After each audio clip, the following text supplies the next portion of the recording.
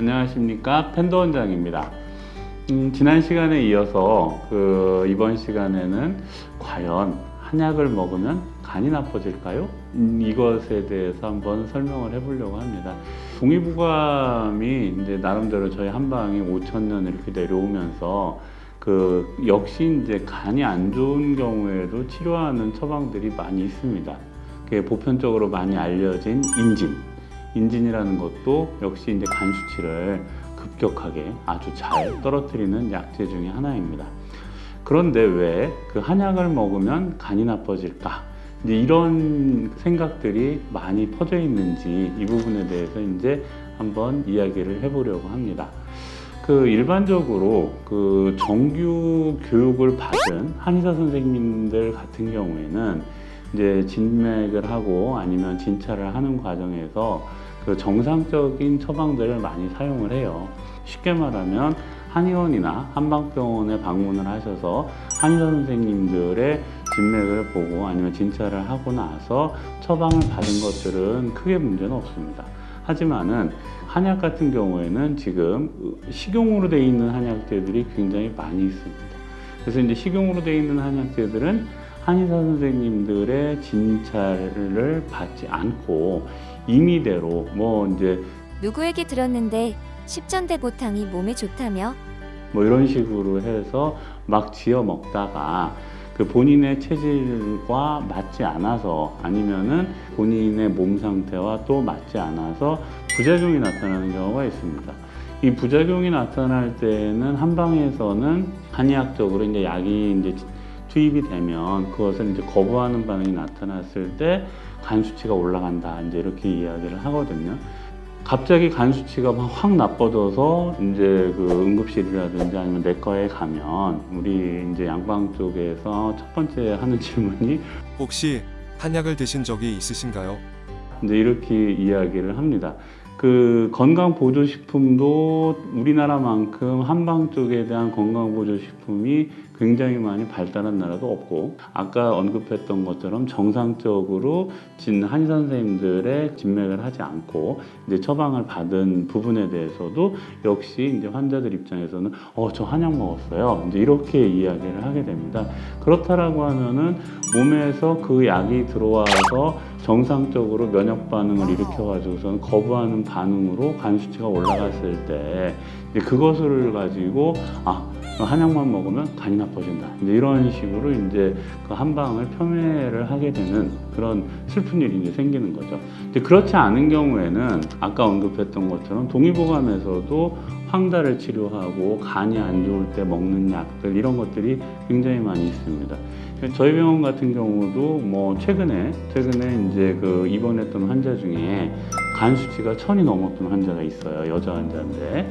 근데 일주일 사이에 1000이 넘었던 간 수치가 70으로 확 떨어졌습니다. 여기에서 이제 간 수치, GOT, GPT는 정상 수치 범위는 이제 한 40 정도, 35에서 40 정도를 정상 수치 범위로 보는데 1000 정도 된 것이 과연 열흘 만에 이렇게 70까지 떨어질 수 있느냐. 굉장히 좋은 효과가 있는 거죠.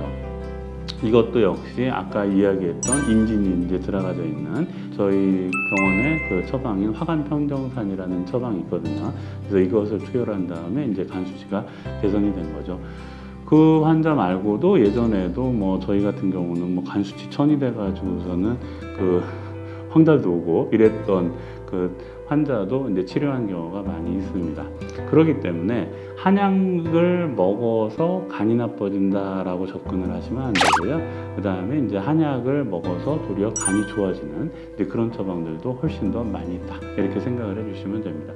양방약 같은 경우는 이제 타이레놀이 이제 그런 경우인데 타이레놀 굉장히 많이 복용하지 않습니까? 근데 이제 그것도 역시 도리어 간독성이 심하다. 이렇게 발표가 된 내용도 있습니다.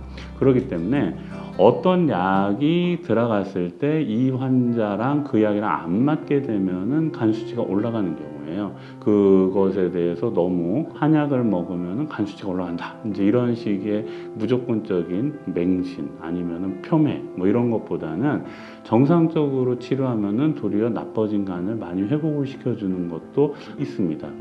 그렇기 때문에 가능하시면 정상적으로 정규 수업을 받아서 대한민국에서 그 면허증을 준 한의사 선생님들한테 몸을 맡기시고 제대로 된 처방을 받으시면 간에 문제가 없습니다. 간혹 그렇게 했음에도 불구하고 그 한약이라는 것이 한 종류의 약을 사용을 하지 않고 여러 종류의 약을 같이 이렇게 포함을 해서 투여를 하게 됩니다. 그렇기 때문에 그 중에 그 환자와 하나의 약제가 안 맞는 경우가 있습니다. 그렇게 되면은 일시적으로 간 수치가 상승을 하게 돼요. 그런 경우에는 한약을 중단을 해주면 간 수치가 다시 정상적으로 회복이 됩니다. 다만 이런 경우에는 대부분 어떤 현상이 나타나느냐, 이 한약을 먹었더니 갑작스럽게 더부룩하다, 소화가 너무 안 된다, 몸이 늘어지고 까부러진다 라고 이야기를 하는 경우에는 일반적으로 간 수치가 상승을 하는 경우입니다. 이런 경우는 알러지 반응이기 때문에 혹시 예전에 한약을 먹다가 그런 경우가 있었다라고 하면 환자분이 우리 한의사 선생님들한테 미리 그 정보를 주신다라고 하면 간에 부담이 없는 약제들이 또 있거든요. 그렇다라고 하면 처방을 하실 때 간에 부담이 되는 약제를 빼고 간에 좋아지는 약제 내지는 간에 부담이 별로 없는 약제들을 위주로 해서 처방을 구성을 하게 되면 약에 대한 부작용도 없을 뿐더러 간도 좋아지는 그런 역할을 하게 될 겁니다.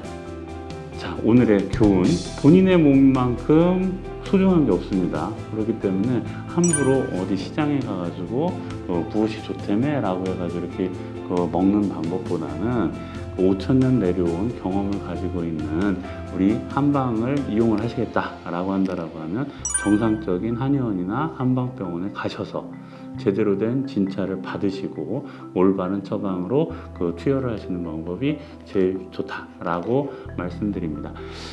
저희가 이제 펜더 원장의 펜더 TV 벌써 이제 여러 차례 유튜브에 올렸는데요.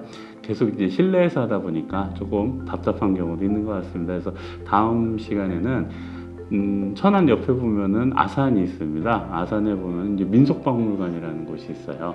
그곳에 가 보면은 옛날 어르신들이 이제 한방에 대한 그런 자료들도 있거든요. 그래서 이제 그걸 한번 브이로그식으로 이렇게 움직이면서 한번 해보는 것으로 하겠습니다. 네, 감사합니다.